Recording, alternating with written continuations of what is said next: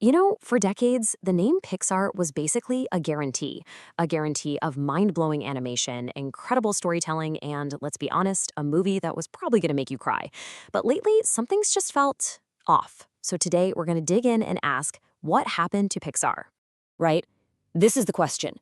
How did a studio with one of the most flawless track records in Hollywood history, a studio that just delivered masterpiece after masterpiece, how did they start releasing films that felt, well, a little less magical? Okay, so to really understand where Pixar is now, we have to go back to the very beginning.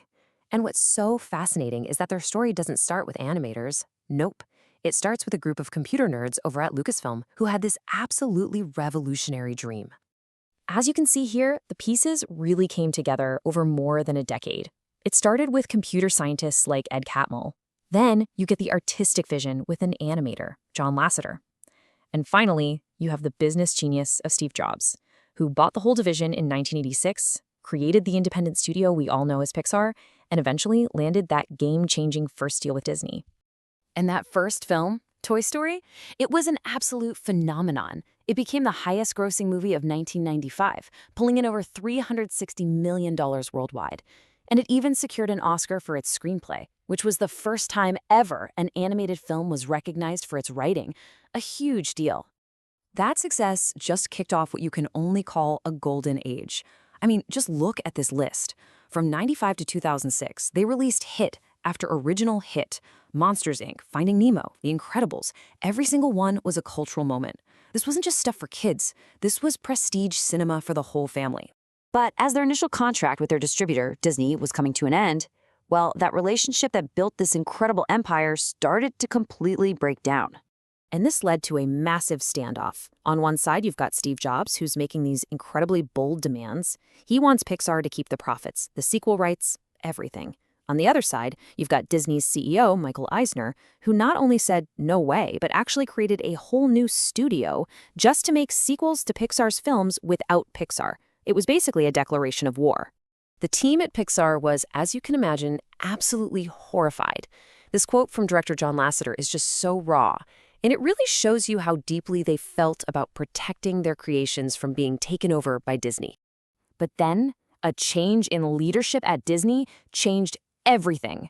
The new CEO, Bob Iger, was watching a parade at Disneyland and had this realization. All the characters the kids were going nuts for, they were from Pixar. He knew Disney couldn't afford to lose them. So Iger didn't just strike a new deal. He made a move to buy Pixar outright for a staggering $7.4 billion. A move that would not only bring Pixar into the fold, but also keep its creative leadership in place and put them in charge of all of Disney animation.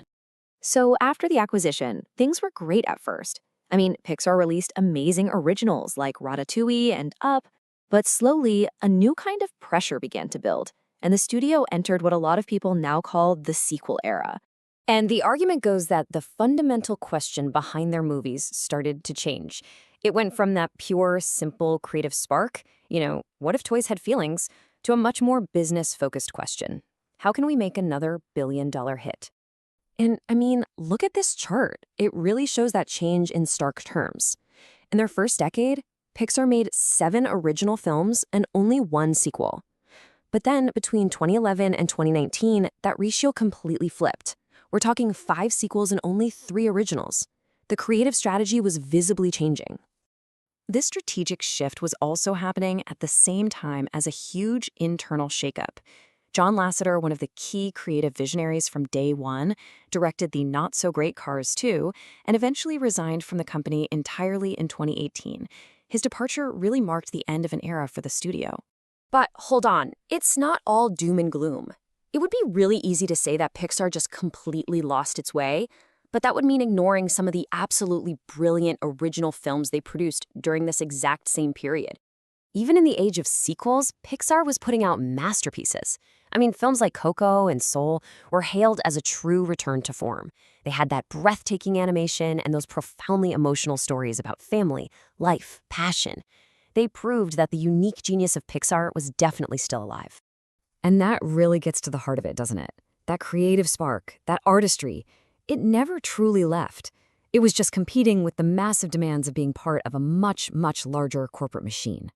Which brings us to today and the central identity crisis facing this legendary animation house. What is Pixar? Their recent movies really highlight this whole conflict. You get Lightyear, a spin-off that felt, well, kind of calculated, like it was made by an algorithm to check franchise boxes instead of telling a great story. Then you get an original, like Elemental, which looked stunning, but a lot of critics felt the story was too on the nose. And then a sequel, Inside Out 2, becomes a massive box office smash. You can see the dilemma that creates for the studio's creative team, right? And this is the key takeaway. The potential for greatness is still there. The talent, the artists, they're all still there. But now it's in this constant battle with the business need for sequels, for spin-offs, for what some have called the franchise industrial complex.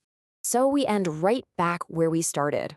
After this long journey from a creative little upstart to a multi-billion-dollar Disney asset, the question of what Pixar truly is, well, that remains the most important story of all. Is it a studio of artists, or is it a brand to be managed? The answer to that is going to shape everything they create from here on out.